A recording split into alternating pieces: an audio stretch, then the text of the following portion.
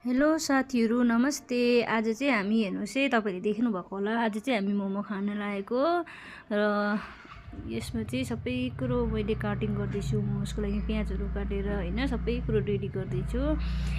यहाँनिर चाहिँ म छु, मैले हेलो गर्दैछु। एक्चुअली के हो भने चाहिँ आज चाहिँ हामी दिदीको घरमा आएको कि दिदी घरमा बनाएको मोमो। यसमा चाहिँ मोमोसको रेसिपी के छ भने चाहिँ हेर्नुहोस् है, चिकन मोमोस बनाएको, धनियाँ अदुवा प्याजको पत्ता प्याज सबै कुरो छ। यहाँनिर म प्याज कटिङ पनि गर्दैछु होइन। र आज चाहिँ मेरो बहिनी, मेरो दिदी, मेरो दिदीको छोरी, आमा, हामी सबैजना भेला भएर मोमोस बनाएको। मोमोको यो पनि रेडी भइसकेको छ होइन। किमा रेडी गरिसकेको छु, चिकन किमा मैले गरेको चाहिँ। तपाईँहरूले चाहिँ के मिसाउनुहुन्छ। र यहाँ मेरो चटनी पनि बने रेडी तयार भइसकेको छ।